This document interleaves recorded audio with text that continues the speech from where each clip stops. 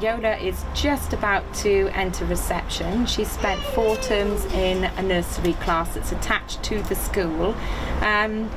Everybody's very familiar with her because she has a brother and sister in the school already. They were very familiar with her from the off. So we didn't have too many issues with her particular differences, did we? Well, quite a few people fussed about her a bit. A little bit. And, yes. And we did have a bit of a problem on the first day, didn't we? And one of her little friends was investigating her arm, and he was up inside her sleeve, and unfortunately she did smack him in the face with her nubbin.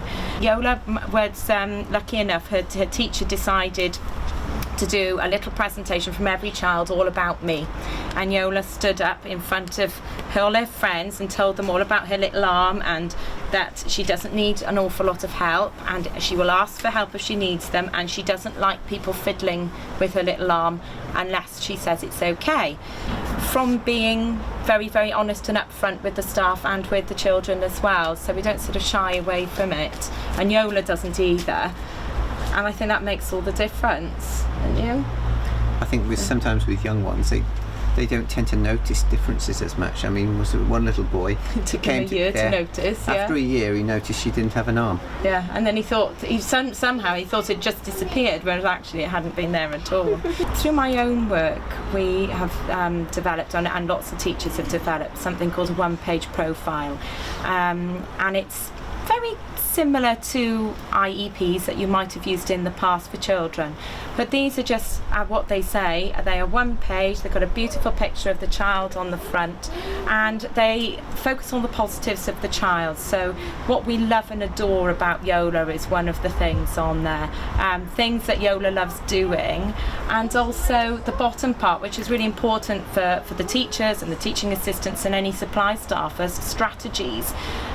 Yola's one just celebrates what she's really, really good at, and focuses in on basically not making too much of a big deal about her difference, because I think sometimes people see a disability, but it's not a disabling type of thing. She's not disabled at all. Yeah, our focus with the school is to say, really, let her have as much independence. Unless she is at risk, then really let her go for it and find her own way. And it's simple things like reminding her that she can take her shoes off if she wants to, so she can hold the paper with her toes, and trying to remember to put something that doesn't slip underneath a piece of paper. And that's pretty much it, isn't it, currently? Bearing in mind she's only 4, so I'm sure we're going to have challenges along the way, but not yet. We're fine. And I also find the Facebook page becoming very helpful now. It's a brilliant way of sort of backing each other up and coming up with ideas. So, for example, the one-page profile idea, I drew one up for Yola, and then was able to talk to other parents who were in exactly the same position that didn't have that sort of teaching background, and the same, other people have got maybe an engineering background and come up with ideas for bikes or ideas for swimming. So it's a good way of sharing information, and it's very quick.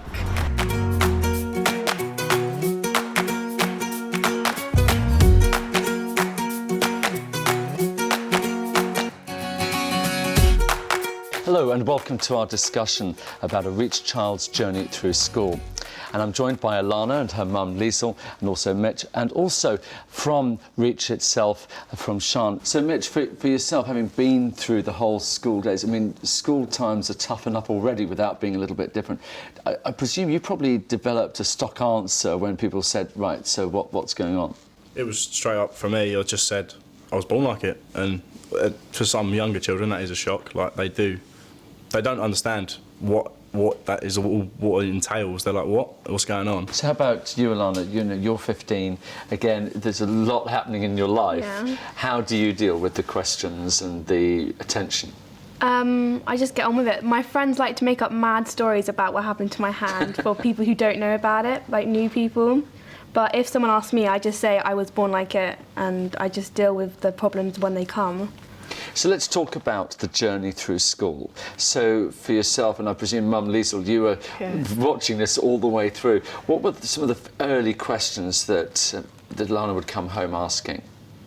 It was less the questions she had and more the questions the teachers had. Right. I spent a lot of time persuading people not to help her. The natural assumption was she needed help with everything, and in fact we actually had to fight to get her not statemented for school, because they were so convinced that she needed a one-to-one assistant throughout school. So it was more the adults in the situation than it was the children that actually were asking the questions. And what about other parents, you know, at the school gates and things like that? They didn't ask. They were mostly too embarrassed. I mean, yeah, how do you deal with that because you must see that all the time when people, they notice and they look, and it's almost like you want to just get it out there and talk about it. I mean, how do you feel when in those situations?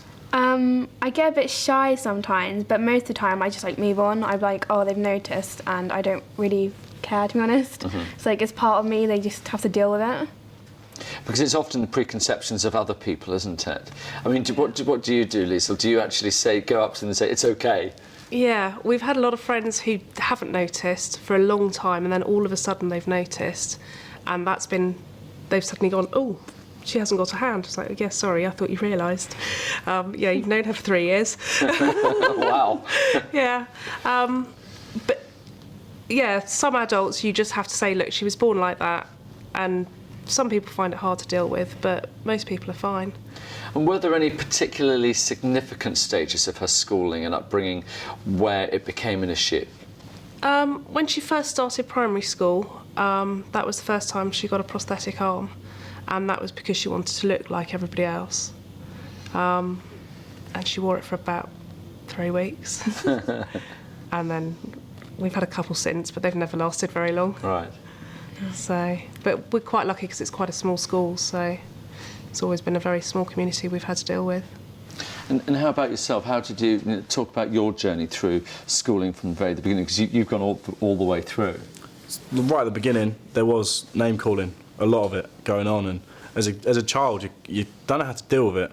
But it took me about 3 or 4 months before I realised that if I told someone about it, something would be done straight away. Like, bullying's a massive. It's an area in school that's so it's frowned upon so much that it gets dealt with so quickly. So like the best thing to do straight away is to tell someone about it, because they know what goes on. As soon as you tell them, they know what's going on, and they can just deal with it straight away.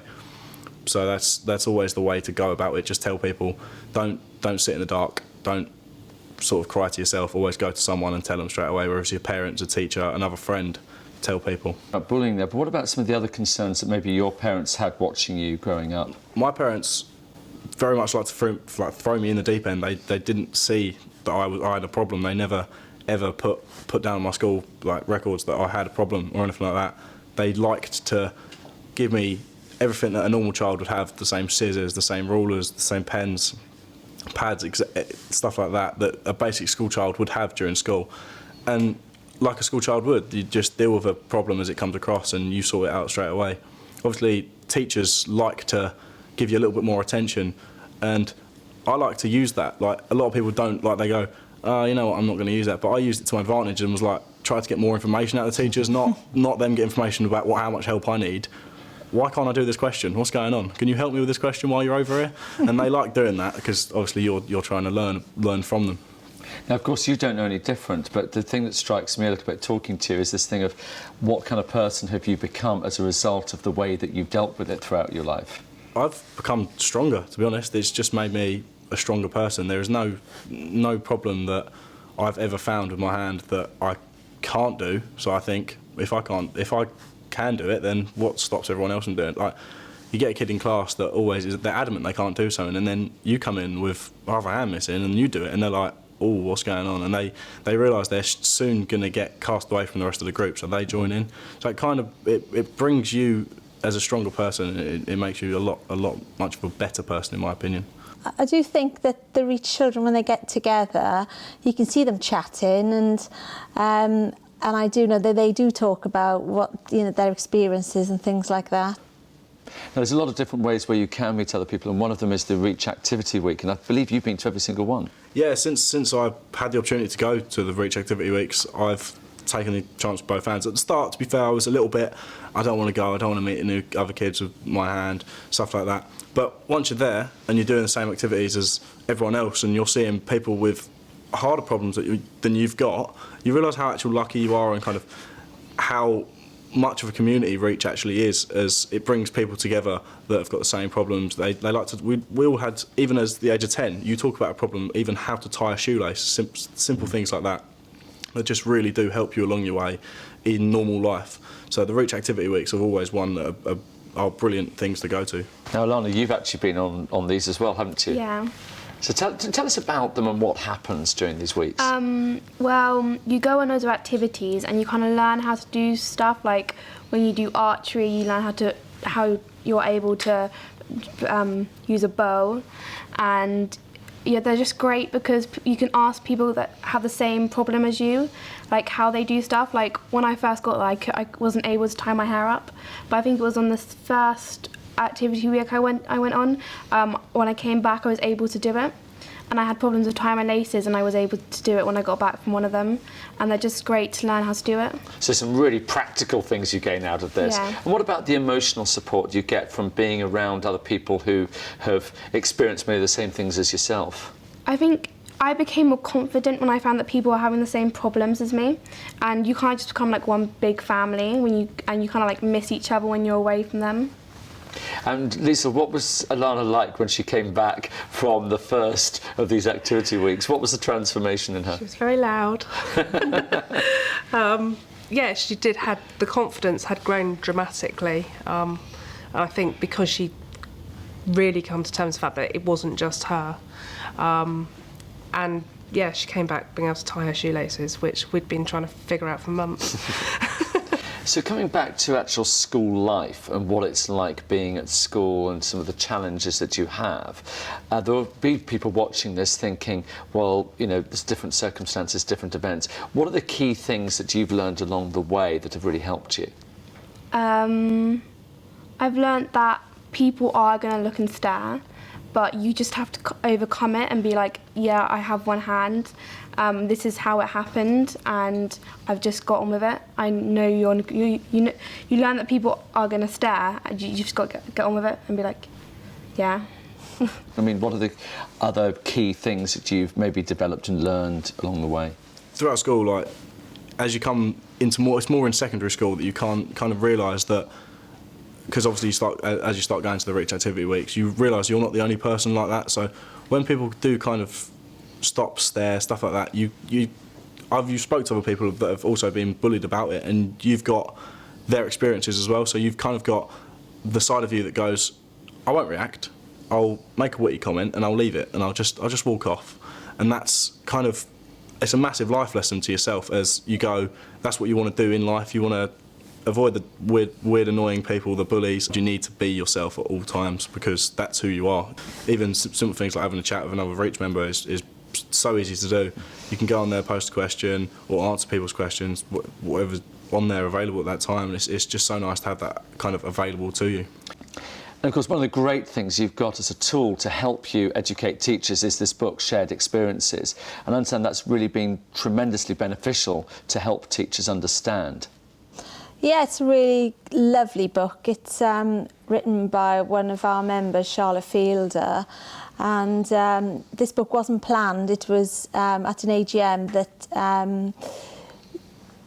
that Charlotte attended, and realised that there were so many people around with so many different experiences, that she jotted them all down in a workshop on the Sunday morning, and later on sent out like a questionnaire, and everyone filled it up, and she actually wrote the book based on that weekend. So Lana, with this book, obviously it's a great icebreaker effectively for you with your teacher to say, hey, here, have a look, see, this is the kind of thing that we look at. Yeah, well, most of my teachers didn't notice, first of all, and when they did, they didn't really ask. They just checked that I could do all the stuff and I didn't need any help, and I was like, yeah, I'm fine. And to be honest, I didn't want any more help. I wanted to like overcome, like if we had like a sport thing that needed 2 hands, I wanted to overcome it and think of new ideas. But the book would have been great so they'd know how to deal with stuff like that. And now at 15, you're starting to share your tips, I presume, with people. Yeah. On the Reach activity, someone will come up to me and say, well, I have a hand similar to yours. How did you learn to tie your hair and stuff like that? And I'd show them or tell them how to do it and stuff like that and help them through it. teachers won't ask because they are so worried about offending people sometimes, and if they don't ask, we don't know there's a problem. Well, yeah, because you get small children will come up and they'll ask the question outright, oh, what happened? Why has she only got one hand? An adult won't do that. They will immediately shy away from the question unless you bring it up. So, now, have you found that during your school life that you've dealt with things differently at different ages? Yes, when I first started primary school, I was really shy and I had to have a hand and stuff. But then when I came to going from primary school to secondary school, I still was a bit shy. I did ask for another hand to be made, but I didn't really wear it. I used to go around the playground shaking people's hand, like pretending it would fall off and stuff, to make them like aware that it was there and stuff. But like they all just, yeah, that's and when I'm because I'm thinking about going to college now, and I'm a bit scared, but I'm more aware that they're going to notice, but they're probably more grown up now, so they'll have the courage to ask, but they won't be like, oh, I don't want to ask and stuff like that. So Mitch, you're now 18, so you've gone through all of your school years, but do you see yourself as a role model for those youngsters who are going through it? Yeah, I'd love to think myself as a role model. It's kind of a thing for kids to look up at you and think, this guy's done it, why can't I do it? It's brilliant. Like we said with Facebook earlier, I'm always there for a message and stuff like that, so if I'm needed, give us a shout on the instant messages and stuff like that. You're heading off to university. I'm sure you've been talking to a lot of your friends on Facebook and so on about their experiences. How is the process of applying to university for you? It's been a very easy process. Like every time I've gone to a university interview, they've told me about the different facilities they've got for kids with upper limb deficiencies. Every university I've been to has had them facilities available, so it's no problem there. Parents, my mum was a little bit worried when I was looking at these universities. She was a little bit worried about if they did have the facilities, if I needed them or anything like that, but they have them, so there's nothing to worry about in that area. It's perfectly fine. So Sian, I know Reach put on a tremendous amount of fantastic events, and I can imagine for youngsters who are feeling a bit less confident than these two are, that really helps them interacting with other youngsters with a similar condition and similar circumstances, and that can really help build their confidence. Yes, I totally agree. We should be encouraging our children to come to these events, definitely. They're really good fun.